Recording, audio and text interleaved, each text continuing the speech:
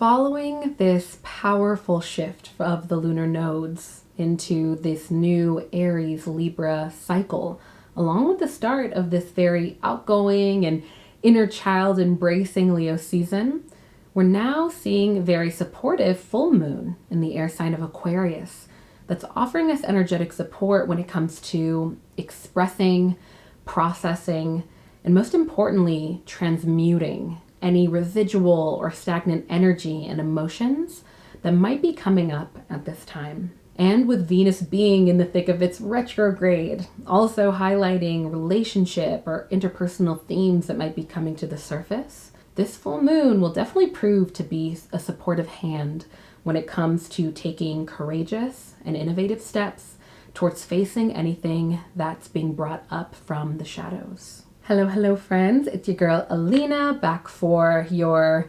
bi-monthly full moon, new moon astrological event energy reading. And I'm excited to dive into this Aquarius full moon and all the transits surrounding it.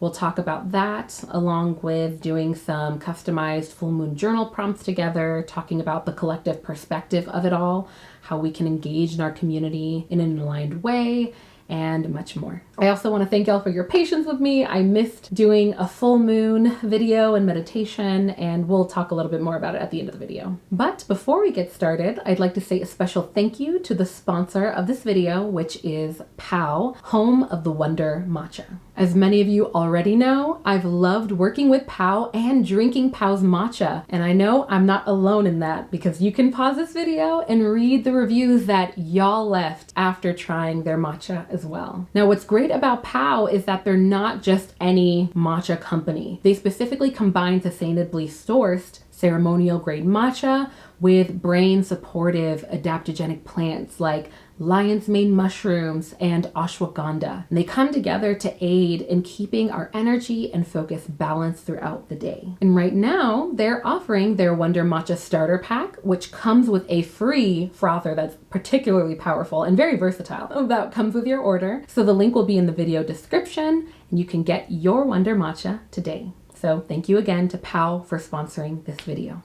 And with all of that said, let's dive in. So first up, what is the significance of a full moon? The full moon, I like to call it a cosmic spotlight because it tends to really bring to the surface and shine a light on many aspects of our lives, whether that be what is and isn't working halfway through the lunar cycle. So what isn't working relative to our lives or a certain area of our lives that we've been putting more energy into over the previous few weeks. The full moon also illuminates our inner world in many ways. As many of y'all know, the moon is this astral body closest to the earth that directly impacts our inner world. So that being our emotional state, how we receive and process intuitive messages and our relationship with those things. And just as we see that the moon can raise the tides, so too can it raise our emotional and intuitive abilities. So with all of that said, the full moon is seen as a very powerful time for reflecting upon what is and isn't working for us. And you specifically see people doing full moon rituals where they focus on what they'd like to release and let go of, any sort of limiting beliefs, habits, environments, people, places. And with that said, that doesn't mean that you need to do a full moon ritual every single full moon. That doesn't mean that you need to always focus on the negative of what you need to let go of or what isn't working all the time. I feel called to remind y'all that the full moon is really the astrological equivalent to the summertime, you know? The summer is the full maturity of nature. The spring was its baby era. You know, the beginning of a new moon is this baby infancy era where there's all of this potential. And the full moon, just like summer, is just high energy, the full fruition of what we might have been working on, just like you see in nature. And for anybody in the Southern Hemisphere, but I also mean your summer. So for you, as of right now, that will be in 6 months. But for us in the Northern Hemisphere, that summer is right now. And so with that said, now can also be a beautiful time to celebrate how far you've come. Now, with that said, let's dive into the nature of a full moon in the sign of Aquarius specifically, and what areas of our lives that a lot of that energy and spotlight is being brought to. So with this full moon being in the air sign of Aquarius, there is this heightened mental energy and information exchange around the lunation. We also see that Aquarius is represented by the water bearer, which represents Aquarius's ability to transmute and process that which is represented by the water. So think things like our emotions and intuitive abilities. Now, Aquarius is also really good at looking at things from a more elevated view, less clouded by emotions or biases or preconceived notions. They can tend to be a lot more open-minded to trying innovative and progressive approaches. And it's also through our relationships, collaboration, and community that we help each other to grow, to learn, to foster the world that we like to see, because everyone is a mirror to one another. So with all of that said, this context can really allow us to better understand how in Aquarius full moon's themes of embracing unique perspectives and pouring into the collective rather than just ourselves as individuals, and noticing more energy around making improvements from a more progressive or innovative perspective. These showcase all of the qualities that of Aquarius, and these are the areas and aspects of our lives that will likely be more illuminated right now. This is this specific energetic support that's being brought to us. And considering, as I mentioned before, the moon already impacts our emotions and our intuitive abilities and aspects that of water, even though Aquarius is an air sign, it's actually very specially equipped to help with us processing those things. That way we're not clouded by them and we can see things more clearly for what they are, which is a huge characteristic of Aquarius. This is the type of lunation that not only will bring these things up, as all full moons do, illuminating that inner world where that can show up as expressing ourselves in artistic ways, happy ways, finally saying what we want to say, or articulating something to connect the dots, or maybe something boils to the surface and it's negative. All of that to say, when we see that the moon is transiting through Aquarius at this time, we're able to process what comes up, process and transmute what's illuminated in a lot more courageous and open-minded way. Now, with that said, this will also be a supermoon. Now, a supermoon occurs when the moon's orbit is closest, or in perigee, to the Earth at the same time of a full moon. And in astrology, when this happens, it's believed that the full moon has an even stronger impact on us than any other time of the year. Okay, next up, let's talk about transits that are impacting this lunation. So first up, welcome to Leo season, y'all. So Leo season began on the 23rd when the sun officially entered the sign of Leo, marking the beginning of this season. This is a time of the year that really brings about energetic support within the realms of perseverance, confidence, self-accountability, and creative expression. Now, the season can also be an optimal time for exploring volunteer work, dreaming big, fostering our confidence, and putting ourselves out there. It's also a time to really awaken our inner child and find ways to honor them. After all, Leo's ruling planet is literally the sun. So yes, it's true. The world literally revolves around Leos. And let's be real, I'm sure that many of you have met some Leos that really embody that worldview.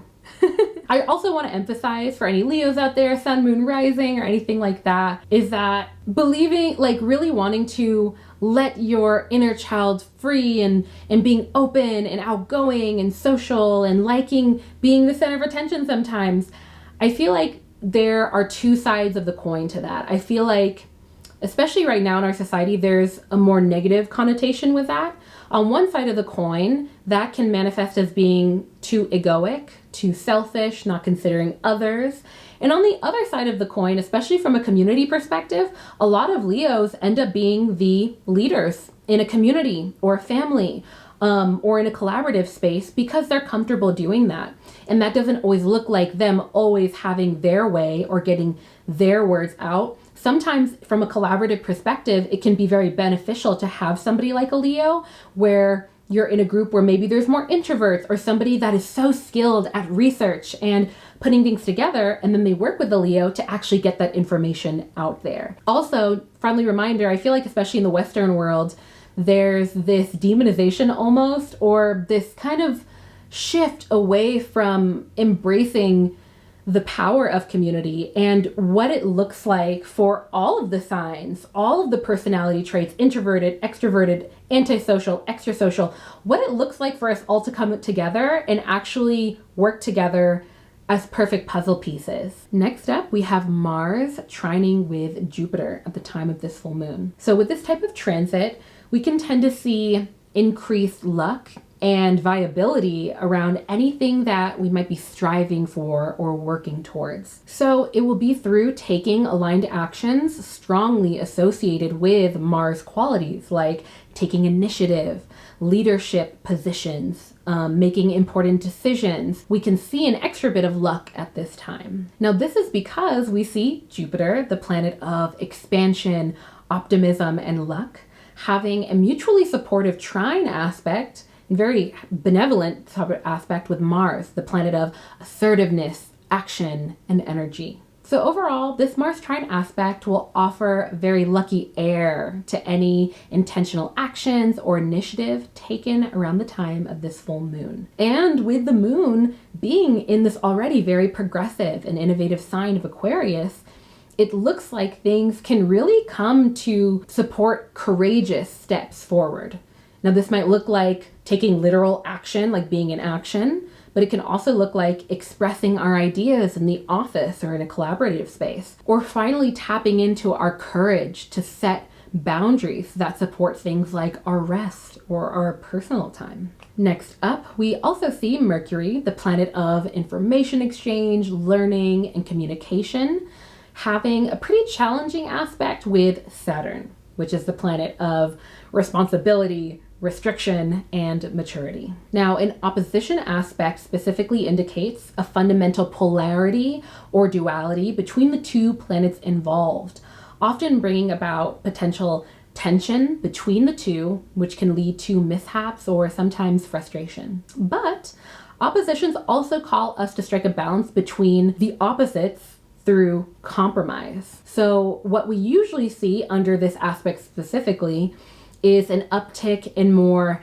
serious conversations, experiences that can spark harder self-criticism, or hard but usually important and constructive feedback from others. So the best way that I can reduce the themes that we're experiencing from this transit is that we're specifically being called to not just talk the talk, that being the mercurial energy, but we want to walk the walk, that being the more action-oriented Saturn energy. Now, this can look like you might have received feedback from others through your experiences, or you're finally expressing that feedback to someone else. Now, though this transit can be challenging in some ways, it's also important to remember that oppositions are always just asking us to strike a balance and embrace the dualities of potentially opposing perspectives. So, for example, what areas do you feel like you might be idealizing things more, or you might enjoy discussing them more so than being in action in alignment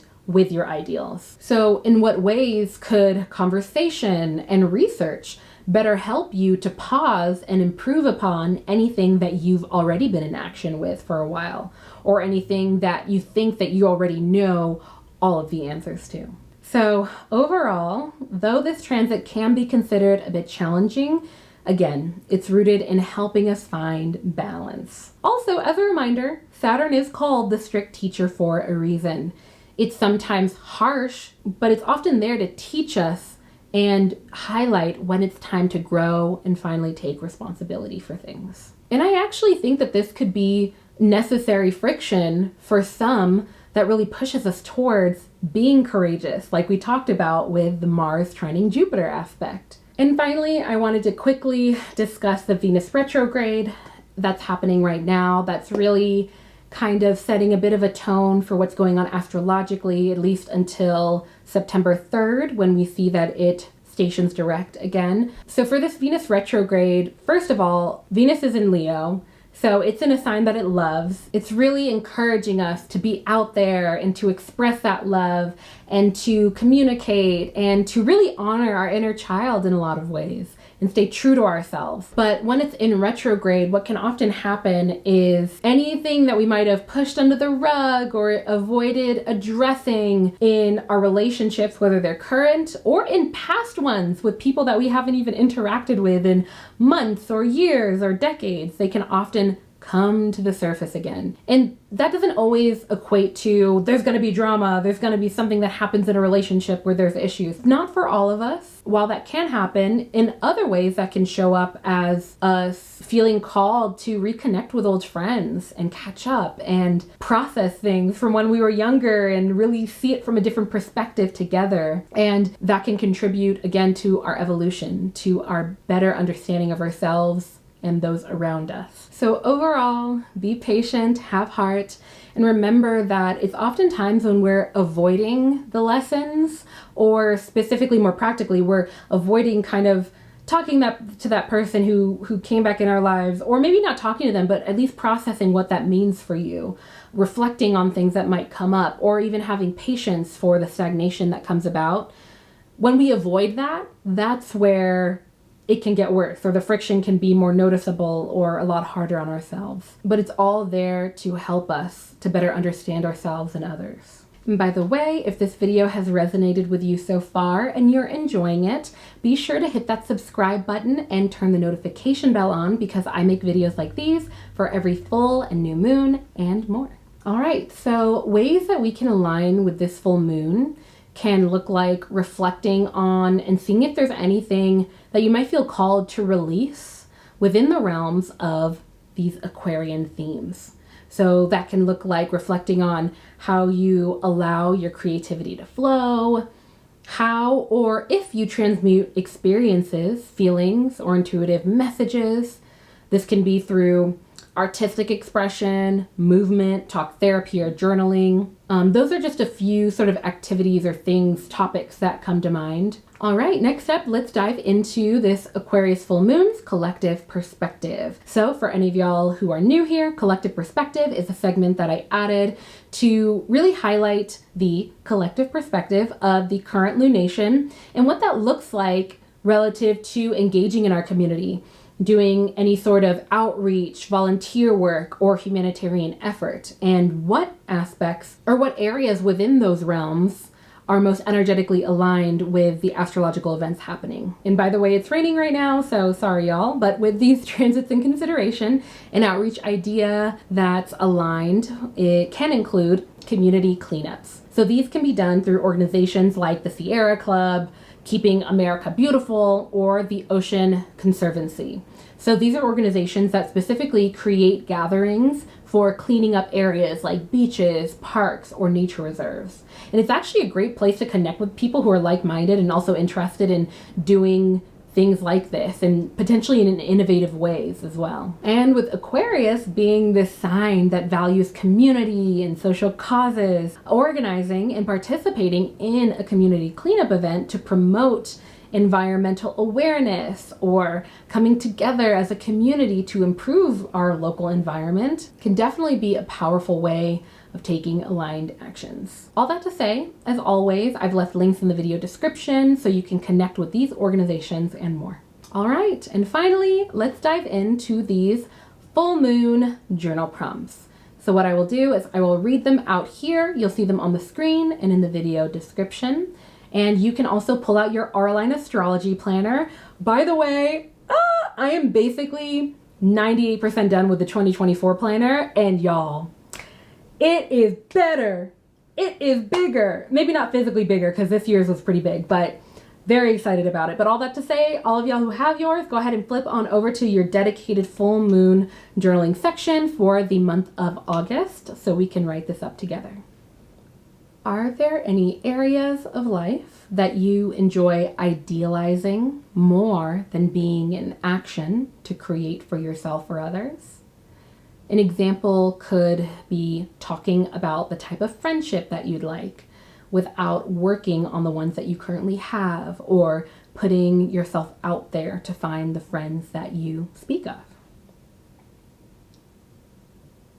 Next, if you can ask your inner child what would make them feel most inspired or fulfilled, what would they tell you? And finally, is there anything that you're ready to release during this full moon? This can look like limiting beliefs, habits, patterns, people, or environments that no longer serve you. All right, y'all, I hope that you enjoyed those writing prompts. And I also wanted to mention, especially for that last question, I feel like I don't mention this enough, but if you do have something at the forefront of your mind that you want to release during this full moon, once you're done with that ritual, it can be so helpful to write out exactly how you're going to do that. Again, calling in that Saturn energy, taking actionable steps towards it rather than just saying it, just exploring. You don't have to plan everything out like day by day, hour by hour, but really exploring, if I did fully release, for example, this negative self-talk or this limiting belief I have that's holding me back, what would that look like for me? Would that look like journaling whenever it happens to process why I said that, to continue to bring it to the forefront rather than letting it be this subconscious sort of thing that can end up controlling me? Or could that look like going to talk therapy? Could that look like whenever you think it, you have a new affirmation that you say after that, I just want to give y'all that example. But with all that said, before we wrap up, I just wanted to say thank y'all for your patience with me not uploading a new moon video or meditation in July. It was so hard for me not to do that, especially with the lunar nodes changing and there just being so much powerful astrological stuff going on. I wanted to be there for y'all and talk about those things. But as I mentioned in my community post on YouTube, on the YouTube platform, under the community tab and also on my Instagram stories, I have been working so hard on the 2024 R-Line astrology planners. I have been evolving the designs of it, making sure that the things that you've asked for added to it, exploring new color schemes and a lot of beautiful things that I know that you guys will enjoy, and that you guys will be as excited as I am with it. And a lot of that comes down to the why around this time of the year, before ordering it and working with my manufacturer. And I'm very happy to say that thanks to me not posting that video, it allowed me to have more time to finish up editing. And it has now been sent off to my editor. And I just feel a lot of weight taken off of my shoulders versus before I would have been halfway working on a video, halfway designing, and both of them are going slower than they should be. Something else that has been taking up a lot of my energy is that I'm getting married. Many of y'all already know that, but anybody who didn't, I just want to catch y'all up on my lives and that I've been working with my fiance on just planning a beautiful wedding weekend. And I'm really excited to let y'all know how it goes and keep you updated on that too. I usually keep updates on my Instagram page. So if that's something that interests you, if you're also a 2023 bride or groom, 2024, something like that. It's been pretty fun, kind of like researching things, sharing and learning online. But yeah, that's basically why I was a no-show, so I apologize for that. I also want to mention, if you are ever wondering, you're like, where's Alina's video? Where is she? I will more often than not post under the community tab on my YouTube page. I know that most people don't even get the notifications for that. But if you go onto my YouTube page, you'll see videos, live streams, tabs for a bunch of things, and one of them will say community. And that's where I can make posts. Like I can write paragraphs and do surveys and polls and really interact with you in that way and get your feedback on things and give you updates. So if you ever wonder where I am, I will likely put a post there. And if you don't see it, that means that the video is just late and I'm working on it. But either way, you will see it there. I also am considering creating an email list specifically for people who just want YouTube video updates and want to get the video emailed to you. So if that's something that interests you, you can also comment that. Okay, this video is going long. I'm like checking the time over here if you see me looking. But before we go, I wanted to say thank you to POW, Home of the Wonder Matcha, for sponsoring this video once again. I enjoyed their matcha before even doing a sponsorship with them. I literally reached out to them. So if it interests you, be sure to check it out. There's info on the screen and in the video description. And with all of that said, I feel like I said a lot. I feel like I said enough for this video and the last video I should have done. If you made it to the end, comment 3 Aquarius sign emojis. You know, why not? I will go ahead and leave you with my favorite quote, and that is, be gentle with yourself, because life is about the journey, not the destination. All right. Bye, friends.